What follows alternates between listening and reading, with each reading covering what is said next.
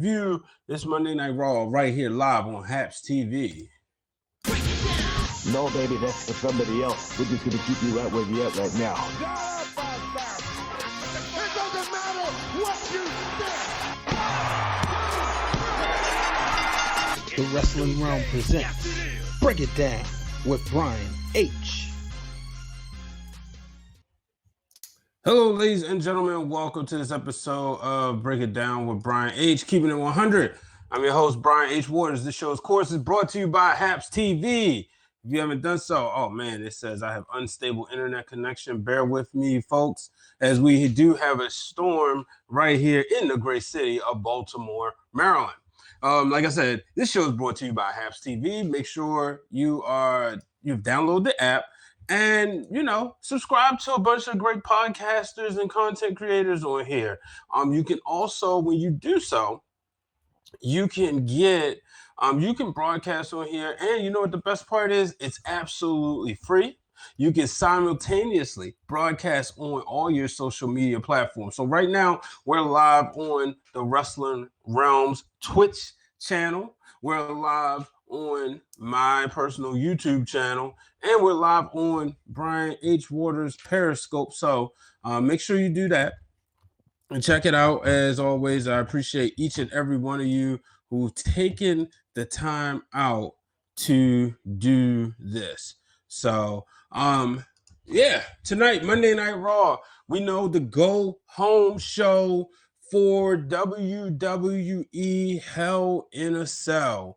As we go ahead and get ready for Hell in a Cell, one thing we do know is that we're going to get Bobby Lashley and Drew McIntyre. The stipulation is simple. If Lashley wins, McIntyre can never get another title shot as long as Bobby Lashley is the champion.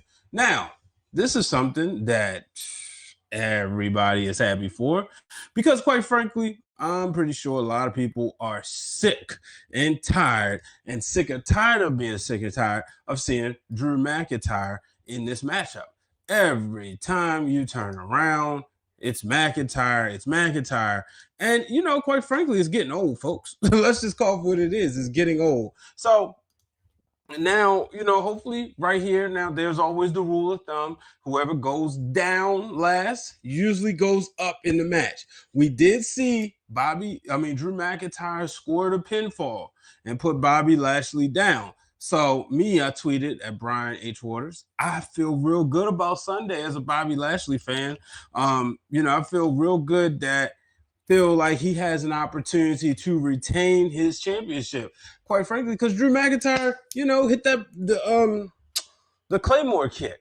So, but it's time for Lashley to move on. We don't want to go back and look at this 5 years from now, 10 years from now, and say all he did was defend the title against Drew McIntyre. We want to see Lashley face some more people. Now, I do like this story. The MVPs, I shift gears. He's teasing something. He keeps approaching Kofi Kingston. Folks, let me take you back in history. Y'all know I've been watching wrestling for a very long time. I'm going to go ahead and share this, right now, doing a Raw review on Twitch and But let me take y'all back in history. The year was 1994. You had Lex Luger and Tatanka. They were buddies. They weren't necessarily a stable or a tag team. They were allies, right? If you played the video games, they asked you, who's the ally? So these two were allies. And then you had the $1 Million Man. And, he had the $1 Million Corporation. And he was trying to get Lex Luger to join. And Tatanka kept questioning his loyalty. Says, oh, you're going to sell out. You're going to sell out, And in the end, at SummerSlam, those two actually had a match because it was like, all right, we got to get this off our chest. And it was Tatanka that sold out. Now, unfortunately for him, his career actually went down the drain compared to what it was. Like he came in the WWE undefeated. He was and he always came up short against Shawn Michaels. But, unfortunately, things wasn't that great for him afterwards. But he joined the corporation. So that makes me wonder with this Hurt Business, will we see MVP, we keep seeing him go after Kofi Kingston, right? Kofi's been to the mountaintop. Now, shout out to Janelle from HR of the Jobber Tears podcast. She brought it up. Like, what if the swerve is that Xavier is the one, And I think it would make sense. You're sick of the Hurt Business. Too legit to quit jumps in. Thank you for tuning in. I love that you're expressing, how you feel. I'm not sick of the Hurt Business, though. I'm going to be honest with you. I like the Hurt Business. I wish they was all together. I didn't like Cedric and Shelton leaving, but we are seeing Bobby Lashley have this reign of dominance, and he's no longer with a group. But so that part is disappointing. Together they was nice, but I want to see what a new Hurt Business will look like, right? I think it's time to see them add some members. But, Xavier Woods, he has a PhD, so he's always smarter. So that's what I want to see. And I got this light up like super bright. Let me see something because I'm like, sheesh. This is where, there we go. That'll do it. Change the temperature on it. Yeah, there it is. But yeah, so I'm sitting there and I'm like, I don't know about this whole, Xavier Woods. I don't see it being a bad idea, folks. Let me know what you think. I personally don't think it's a bad idea if he does join the Hurt Business, because I think this is a great opportunity for him. And we can see a different side of Xavier. We only see him as let's call it for what it is, a animated nerd culture babyface. So what would Xavier Woods as a heel look like in 2021? That's what I want to see. And, we're going to find out. So, also, I want to know what happens with Naomi. I tweeted this from the Wrestling Realm account. I wish I could share. Well, I could share the screen. Let's see. See if I can share that. Because this right here was really. Wait, I said, yeah, okay, there we go. This right here was really bothering me. I ain't gonna lie to you. Four women's matches on Raw, plus a women's segment. Oh, I guess I should put that on the screen. There we go. So, there it is. 4 women's matches on WWE Raw, plus a women's segment. Love it. But Naomi, and I tagged her, did Naomi have to get caught off guard? Where is MVP at? Or where's Roman Reigns to restore order? She is his family, Somebody even shout out to Anthony Born 11. Poor Naomi got tricked. I knew that damn Eva Marie couldn't wrestle. Yeah. It says I have to fast forward through 4 women's matches. Well, look, I'm a huge fan of women's wrestling. I was happy. See right here though, to be honest with you, it's like the story was missing to some of them, or it seemed rushed. But nonetheless, I get it. Hey, hello, Ed Jeffries 2002 joining on Twitch. Appreciate you following the Twitch account, and I appreciate you jumping in on here. Let me know, what did you think about Monday Night Raw? So I would love to see Naomi get her opportunity. Do something different. I think Naomi with MVP could make sense, and kind of get her propelled back to the top. Like on SmackDown, you have Bianca Belair. It says women's wrestling is too rush. Not much story if the story ends quickly. I haven't watched tonight. Oh, okay. They have a good story going on, and I want to see what they do with Shayna. Hold on, let me slow down. Um, what up, Blue Magic in the house? What's going on, Blue? Appreciate you tuning in. Did you watch Raw? I was talking about Naomi, and I think that Naomi and MVP could be an interesting duo because right now you look at Bobby Lashley around this time last year, right? He was losing to Aleister Black on at WrestleMania, and then he was getting yo-yoed around Lana. Then all of a sudden suddenly she gets he gets with MVP helps him kind of get his swag, and then boom, he wins the United States Championship, goes back and forth with Paolo, but has sort of a dominant run, and then drops the title so that he could become WWE champion. So hopefully we can get that with Naomi. Let's see, gaming with Chewy. Let's put it this way. Right now, there's no creative directions on Monday Night Raw. So many talents being overlooked or misused. For example, Shayna Baszler. Blue says I know the answer. Ed Fry's 2002. Raw was a solid 3.5. Love Piper Nevin debuted and wish it was a more competitive match. Naomi on SmackDown with the Bloodline is likely a done deal once there's a draft. I hope so. I think she needs to be with one of them. Now, here's the thing. Let me go back to Chewy. You hit it right on the head. Piper Nevin is interesting, but there's a lot of talents being misused. You got Jeff Hardy and Cedric Alexander back to back. Why are they facing each other back to back weeks? And then when they have these matchups back to back weeks, it's the same result. So if I saw Raw this week, what's the point of watching next week? We've seen, all the assets. But see, the thing is, Raw has talent.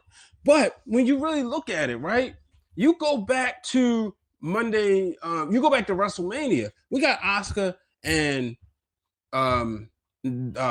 what's her name? I'm looking right at the champion, Rhea Ripley, right? So this is WrestleMania we're talking about, the pinnacle, the Super Bowl, the main event, the World Series, all this of wrestling. And then you give us this match like enough times again and again and again. That's a problem. With Jeff Hardy and Cedric, I think why not have Cedric go against somebody else to try to get back to Jeff Hardy? Don't just throw it away. So like when people say there's no creative direction, it Raw has like it, and I like the 3.5. It has its spots and the stories. Like I said, the story with MVP and Xavier Woods is solid, and Kofi Kingston is solid. Everything MVP is touching is good. So I want to see where they're going from here. Right, that's my concern. That is my concern. Where are they going from here? So not going to say frustrated, but it's one of those things like, I understand you got 3 hours. I understand you got 3 hours. Why are you rushing? Why are you rushing? Why doesn't they have any credit? Now, Shayna Baszler, I don't mind this with her and Alexa Bliss because I want to see this could get really ugly. This could get really ugly. So let's see what happens there. With Nia Jax, could there be a turn? We saw Alexa Bliss. I like this for Alexa Bliss. A few weeks ago, we was complaining about her being a champion over and over and over again. And I'm like, yo, why is a few years ago, Alexa Bliss was constantly the champion. So we got irritated with that, right? Now she's in a different storyline and she's farther away from the title. So it's not nothing necessarily to be upset about, But in this situation with her and they have superstars but no creativity. I agree. How is it that SmackDown finally found a creative character to give Apollo? Yeah, and that's what I do wonder.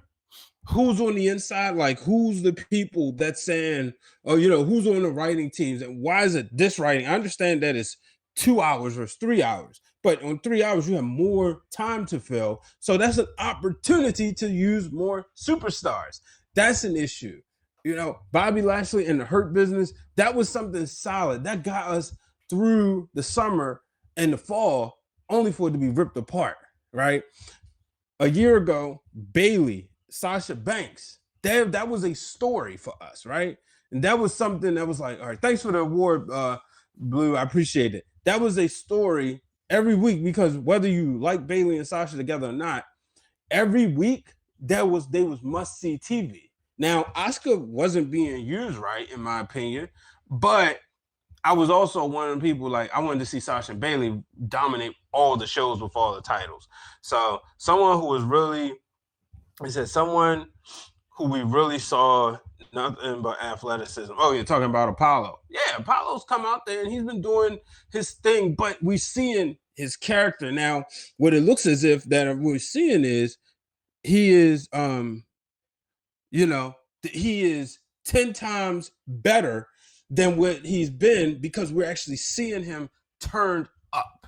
So that's what we didn't get before. We're seeing Apollo Crews be himself turned up. I don't know about the Nigerian culture, but being able to see him be able to be expressive, that's something I like. Bruce runs both shows. How is one jumble and the other is mostly a good show? And the other is mostly a good show is insane. And I think because maybe on SmackDown you do have people who are more vocal, right? And you look, Roman Reigns is there, right? And then it's like he's there, head of the table, figuratively and literally, and then everything else falls into place. Now, I would like to see more with Bianca Belair, but with I want to see, I'm interested with her and Bailey coming up this Sunday, but on Raw, I want to hopefully they go in a different direction after that. Don't just keep giving us the same person, right? You do have talent, and we want to see like everybody vying for this title. So back in the day, mostly every card had a story. Thank you. That's something I've been saying weekly. So right here on Twitch, my games ain't in my arm distance, but I just got WWF Attitude and WCW Nitro, but WWF Attitude is where I'm going. Be on the lookout. I will be playing that right here on Twitch. Here's the thing. When I looked at that roster, I could have told you in 1999, you go through that whole story, I could have told you a story about each one of those characters. That's not something I can do now. I can still to this day, a lot of people talk about the Attitude Era and say, the newer fans will say it wasn't that great. We didn't care about the work rate. We cared about the story. We cared about the story. It says, Bruce runs, back when it should be a show where either continues the story or concludes it. And that's the thing. Hell in a Cell, I feel, should be a blow-off pay-per-view, right? And I hope that's when we get the exclamation mark with Drew and Bobby, because if Drew wins, let's call it for what it is. Drew wins, Bobby's going to want the title back, so that's going to continue. But I do think, based on what we saw tonight, Bobby's going to win, last man up, whatever. I thought Charlotte and Rhea Ripley, I actually enjoy this story. I'm a Charlotte Flair fan. Now, I don't need to see her all the time. I don't like angry Charlotte, coming out there yelling. I like cocky, arrogant Charlotte, genetically superior Charlotte. That's who I like, even as a heel. But I do like this story, and it makes sense. So I want to see what happens with her and Rhea Ripley moving into Hell in a Cell. I can't call this one just yet. Be on the lookout as myself and the real Dwayne Allen. We will be bringing to you Wrestling Realm now coming up this week. So make sure y'all be on the lookout for that. But, and we'll go over the card and, predictions. But,